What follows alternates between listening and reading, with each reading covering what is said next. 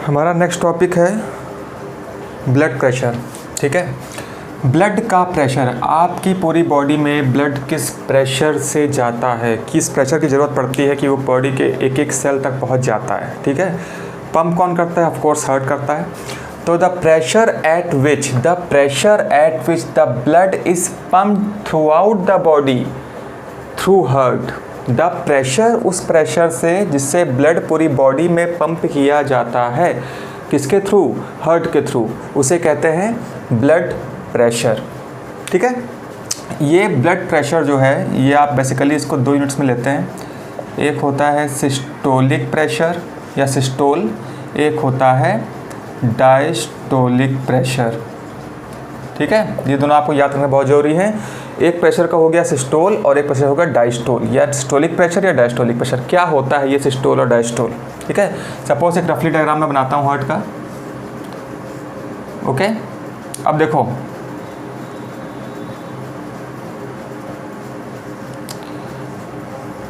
Four chamber, नीचे दो ventricles, ऊपर दो ऑरिकल्स। सिस्टोलिक प्रेशर का सीधा मतलब होता है कॉन्ट्रैक्शन ऑफ हार्ट।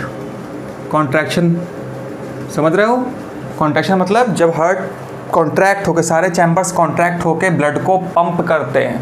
ठीक है, और डायस्टोल का मतलब होता है रिलैक्सेशन। यही साइकिल चलती रहती है ना। हार्ट एक बार कॉन्ट्रैक्ट करता है ताकि एरोटा के थ्रू और ये पल्मोनरी वेन के थ्रू क्या हो, ब्लड बाहर की तरफ निकले। ठीक है, और उसके बाद क्या होता है, जब ये पंप कर देगा ब्लड को तो ये चैम्बर्स खाली हो जाएंगे, तो वो रिलैक्स करके अपने आप को दोबारा ब्लड से फिल करेगा।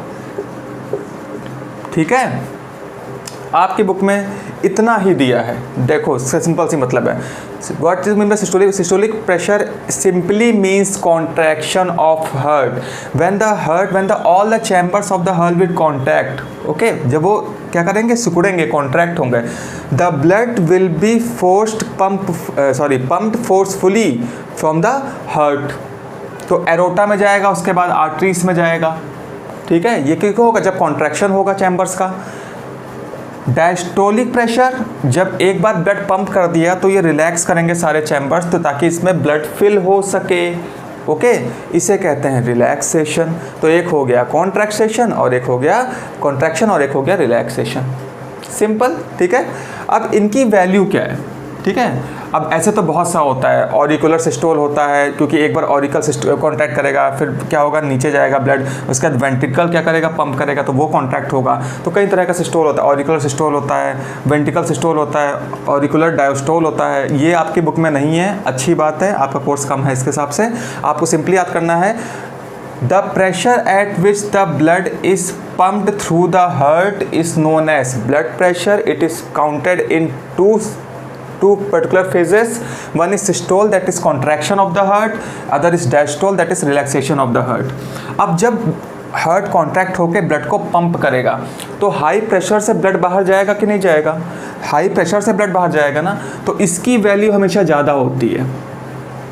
ठीक है, और रिलैक्सेशन के समय इसकी वैल्यू हमेशा कम होती है। देखो, जब हार्ट ब्लड को पंप करेगा तो आर्टरीज पे एक प्रेशर पड़ेगा ना। जब सपोज जैसे आर्टरी, तो इसमें एक बहुत प्रेशर से ब्लड जाएगा ना, तो इसकी वॉल पे एक प्रेशर पड़ेगा ना।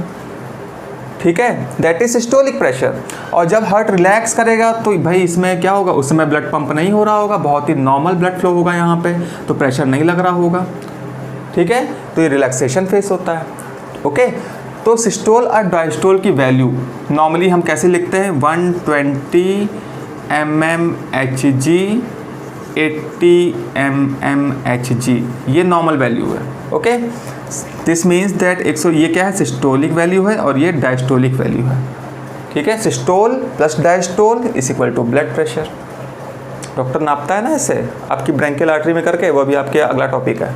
ठीक है, तो ये सिस्टोलिक प्रेशर है और ये क्या है, डायस्टोलिक प्रेशर है। And systolic pressure is always greater than diastolic pressure due to the force of the blood through which it is pumped from the heart. ज़्यादा फोर्स से पंप होता है तो ज़्यादा क्या होता है, प्रेशर होता है, तो हमेशा सिस्टोल प्रेशर ज़्यादा होता है, मतलब कॉन्ट्रैक्शन फेस हमेशा ज़्यादा वैल्यू देता है और रिलैक्सेशन फेस हमेशा कम वैल्यू देता है। ठीक है, नॉर्मली एक एडल्ट में इस तरह की वैल्यू पाई जाती है। जब जो लोग बुजुर्ग होते हैं 60 ईयर्स के अबव मान लो, उनकी वैल्यू कम ज़्यादा होती रहती है। मतलब ऐसा नहीं कि बिल्कुल परफेक्टली ऐसी ही होती है, ठीक है, थोड़ी बहुत ऊपर नीचे होती है।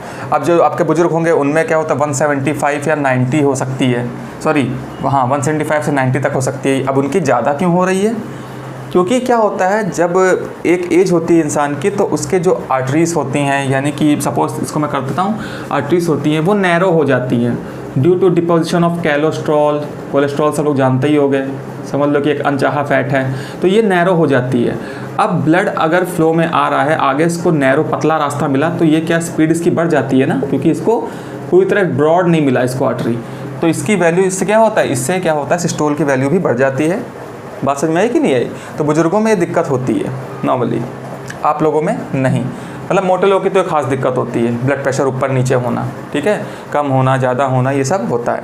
तो आपको फिर से मैं रिव्यू दे रहा हूँ। Blood pressure means systolic pressure and diastolic, the pressure at which the blood is pumped from the heart throughout the body is known as blood pressure. वो प्रेशर जिससे ब्लड हार्ट से पूरी body में pump होता है, ठीक है, वो होता है ब्लड प्रेशर।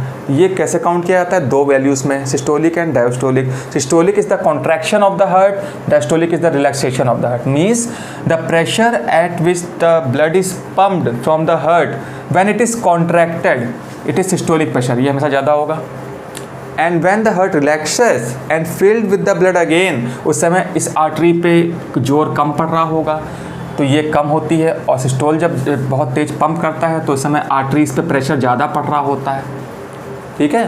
तो ये आपकी दो वैल्यू हो गई, सिस्टोल एंड डायस्टोल। कोई भी कन्फ्यूज़न या डाउट हो पूछ लेना, ठीक है, ब्लड प्रेशर के बारे में। Fine, next topic.